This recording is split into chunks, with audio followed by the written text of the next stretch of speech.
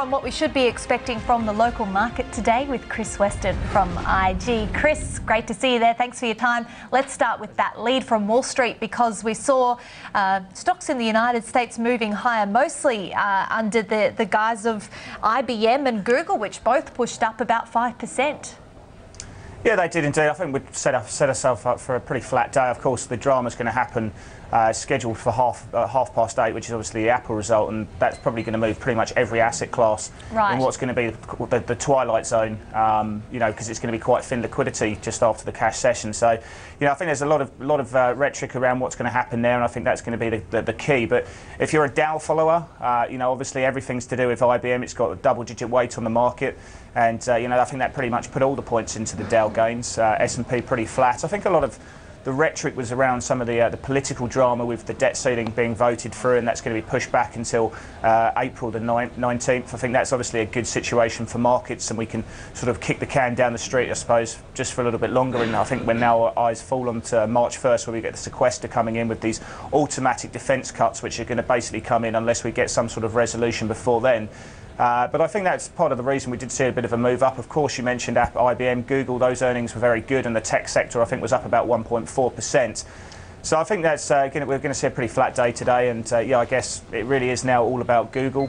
So it is all about Apple, and I think that's going to be the one we're going to be looking out for today. Yeah, Chris, a lot of people here in Australia would say, well, why do we care? I don't own any Apple stocks. Perhaps they have an iPhone, but I mean, this is just such a huge weight, isn't it, in terms of what we see on the US indices? Do you think it could push our local market up above that 4,800 mark? Well, I think what you've got to look at is the correlation trade. The Australian market is linked with every other asset class, and you know, if we do see a really good result, and you know, our clients are very positive. 92% of all outstanding long positions of all open positions are long Apple at the moment. I think they're expecting to see a good result. The analysts at the moment are expecting to see a good number. I think the street's quite bearish on that at the moment. So I think if we do see a good number, of course, US futures are going to spike up on the anticipation we're going to see Apple trade really well in tonight's session. US futures move up. We're going to probably see Asian markets move up, of which Australian markets move up. You're going to see the Aussie dollar move up as well, the Kiwi dollar. The US dollar will probably pull back, as will the yen. So I think it's all about the iPhone sales. That's what everyone's been banging on about at the moment. The market's got quite bearish in the fact that some of the components for the iPhone, the rumours of the component sales for iPhone 5 have been quite low. If they put that firmly to bed and knock out somewhere to the tune of about 47 million iPhones across the suite, then we're going to see a very good rally in the stock. And you know, technically it doesn't look brilliant at the moment, but you know, fundamentally the guys will be saying it's trading on 7 times X cash, 9 times if you put back in the cash situation there. So it's still very fundamentally cheap on consensus earnings. The market's looking for about $13.50 on the EPS line as well. So I think yeah, all about iPhone sales. And I think we get a good number, then US futures will push higher and our market should push above that 4,800 level.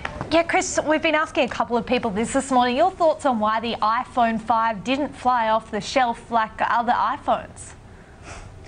Well, I mean, if you look at the iPhone in itself, I think you know, Apple have got about a 15% market share in the smartphone market now. I think Samsung have really taken that home. Samsung's share price obviously outperforming Apple's, and I think Samsung now have about a 30% share in the iPhone in the smartphone space. I think a lot of analysts that I've been reading have suggested that the iPhone can peak out at somewhere about 25% market share further down the line. But of course, the concern has been that Apple as a brand has peaked in terms of market share in developed markets, and Samsung are taking it home in the emerging markets. So I think that's an interesting one. I own an iPhone 5 and an iPhone 4, to be honest, and yeah, the team in here all own Samsung, so you know, they all rave about how much better Samsung is, and I think that, you know, market share seems to be reflecting that at the moment.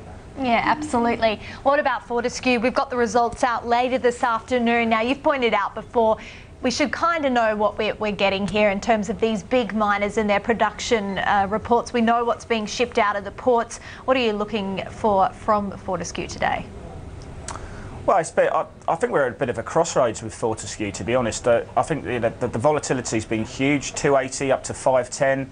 Back down to you know, 436, and we've just moved slightly higher, and I think we're about 20 cents below 12-month consensus by the analysts. And of course, everything now revolves around the iron ore price, and any kind of rhetoric around that. If you look at the amount of brokers who have come out in the last couple of weeks talking about iron ore prices, we saw one the other day from JP Morgan saying first quarter of this calendar year, 146 the price is going to average. Obviously it was up a little bit last night, and then we're probably likely to see a load of supply coming onto the market and drop down to about 110, 120 by the end of the year. So of course, if you're looking at Fortescue at the moment, you've got to look at the iron ore price. So we're going to be looking at the realised price, and that will be up from the last quarter, and it will probably be down from the previous corresponding period for obvious reasons. But I think what's interesting here is that Goldman's downgraded the stock yesterday to a more neutral composition, purely on the basis that every $10 that the price of iron ore drops down increases their net debt position by about 640 million. We're probably likely to see by the end of the year that debt position equal up to about $9 billion if you use their iron ore assumptions for the full year. So still a very debt-driven company at the moment, despite them being able to go to the debt markets and other parts of the capital markets to raise those financing. But of course, you've got to look at the cash cost today. You've got to look at the realised price, and I think that probably will be the bigger issue over the actual amount of ore that these guys are shipping. Because as you say there, we were expecting somewhere around about 19 million tonnes, and as we saw from the Port Hedland statistics recently, BHP's numbers were pretty much bang on. So that's been a pretty good predictor there. Okay, let's also talk Newcrest, because we've got results out from them probably mid-morning. Anything in particular you're eyeing here, Chris? Well, the market's got pretty bearish on the stock. I mean, it has diverted a little bit, or certainly underperformed the gold price. It still has a very strong correlation in terms of the chart. Looks very, if you overlap a chart of gold and Newcrest, still very similar, just the gold price obviously outperforming. Because of these production issues, the lack of trust the market still has with this company. Now, in terms of annually, the guidance still remains 2.3 to 2.5 million tonnes. Now, that's a pretty wide number. It's also a number which I think encapsulates a lot of the risks, and we will see a weak first half from the company.